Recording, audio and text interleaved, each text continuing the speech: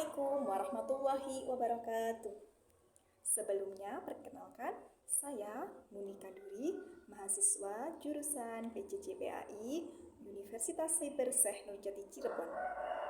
Di sini saya akan membuat video tentang zakat untuk memenuhi tugas mata kuliah praktik ibadah.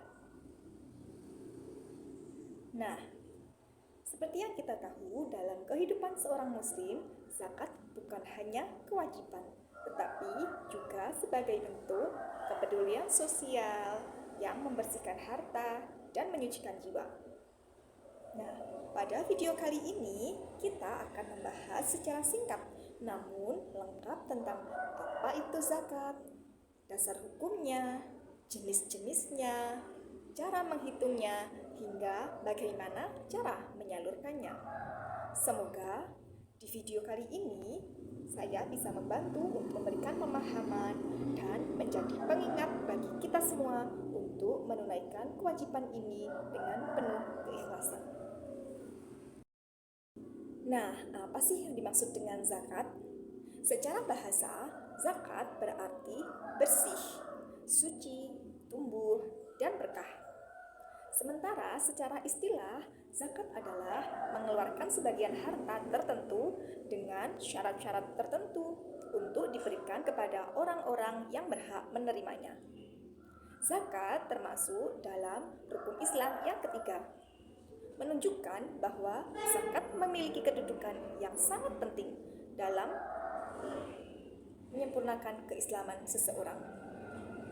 Zakat bukan hanya ibadah finansial, tetapi juga sarana untuk melatih kepekaan sosial dan menguatkan hubungan antara sesama muslim. Adapun perintah untuk berzakat sudah ditegaskan berulang kali dalam Al-Quran. Salah satunya seperti yang tertulis di dalam Quran surat At-Taubah ayat 103 yang artinya, ambillah zakat dari sebagian harta mereka, dan dengan zakat itu kamu membersihkan dan menyucikan mereka.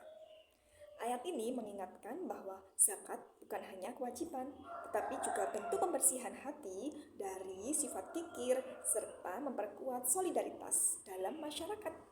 Selain itu, banyak hadis yang menjelaskan ancaman bagi orang yang menunaikan zakat, bagi orang yang enggan menunaikan zakat, sehingga kewajiban ini tidak bisa dianggap remeh.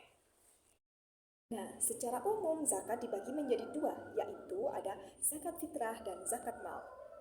Seperti yang kita tahu, zakat fitrah adalah zakat yang wajib ditunaikan setiap muslim pada bulan Ramadan sebelum sholat Id. Besaran zakat fitrah adalah sebesar 1 sya' atau setara dengan 2,5 sampai 2,7 makanan pokok seperti beras. Nah, tujuan zakat fitrah adalah untuk menyucikan orang yang berpuasa serta membantu fakir miskin agar mereka dapat merayakan hari raya dengan bahagia. Yang kedua adalah zakat mal. Zakat mal. Zakat mal adalah zakat harta yang dimiliki seseorang apabila telah mencapai nisab dan haul. Zakat mal mencakup harta seperti emas, perak, uang, hasil perdagangan, hasil pertanian, hewan ternak, hingga pendapatan profesi.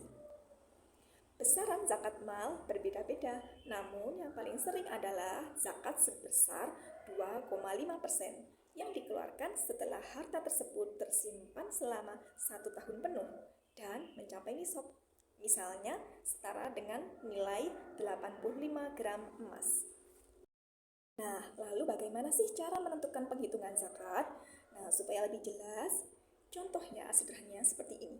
Misalkan seseorang memiliki tabungan sebesar 10 juta dan nilai tersebut sudah mencapai nisab, maka zakat yang wajib dikeluarkan adalah sebesar 2,5%. Jadi perhitungannya adalah 2,5% dikali dengan 10 juta, sama dengan 250.000. Jadi dengan demikian, pemilik harta wajib menyalurkan sebesar 250.000 sebagai zakat mal. Nah, contoh ini menunjukkan bahwa sebenarnya zakat sangat mudah dihitung jika kita sudah memahami syarat dan ketentuannya. Nah, yang selanjutnya adalah golongan penerima zakat atau asnaf, yakni ada 8 orang, Yang pertama adalah fakir. Fakir adalah orang yang hampir tidak memiliki apa-apa, bahkan untuk makan sekaligus. Yang kedua adalah miskin. Jadi, orang miskin itu adalah orang yang memiliki penghasilan, namun tidak bisa mencukupi kebutuhan dasarnya, baik itu sandang, papan, maupun pangan. Yang ketiga adalah amil, yakni petugas pengelola zakat. Yang keempat adalah mu'alaf, yaitu orang yang baru saja masuk Islam dan butuh penguatan. Yang kelima adalah rikob. Rikob adalah budak atau hamba sahaya yang ingin memerdekakan diri. Namun di zaman sekarang sudah hampir tidak ada yang namanya perbudakan. Kemudian yang keenam adalah ghorim, yaitu ghorim adalah orang yang memiliki utang karena kebutuhan mendesak, dan jika harta semuanya dijual itu pun tidak bisa untuk memenuhi hutangnya. Kemudian yang ketujuh adalah fisabilillah, yakni orang yang berjuang di jalan Allah. Dan terakhir adalah ibnu sabil, yakni musafir yang kehabisan bekal di tengah jalan.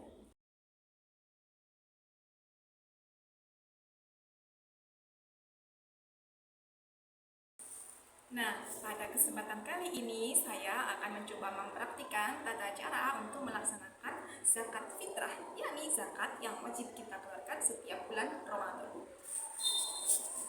Berikut sudah saya siapkan ya bahan makanan pokok sesuai dengan syaratnya, yakni sekitar 2,7 kilo. Nah, sebelumnya kita niati dulu ya dengan memegang bahan pokok yang sudah kita sediakan. Bismillahirrahmanirrahim. Nawaitu an-ukhrija zakatal fitri an-nafsi fardhu lillahi ta'ala. Atau bisa juga dengan memakai bahasa Indonesia dengan inti yang kurang lebih, aku berniat mengeluarkan zakat fitrah dengan diriku sendiri fardu karena Allah Ta'ala. Nah, sesudah siap, kita bisa langsung menyalurkannya ke orang-orang yang memang berhak menerimanya. Atau kalau tidak, kita bisa juga menyalurkannya lewat lembaga yang mengurusi penyaluran zakat tersebut, tentunya dengan cara yang sopan supaya tidak menyinggung. Misalnya seperti ini. Mohon maaf Bapak atau Ibu, saya mau memberikan zakat fitrah saya. Mohon diterima ya. Itu ya. Nah, demikian yang bisa saya sampaikan pada kesempatan kali ini. Semoga bisa bermanfaat dan kita bisa mengambil hikmahnya. Mohon maaf jika terdapat banyak kesalahan. Sekian dari saya. Wassalamualaikum warahmatullahi wabarakatuh.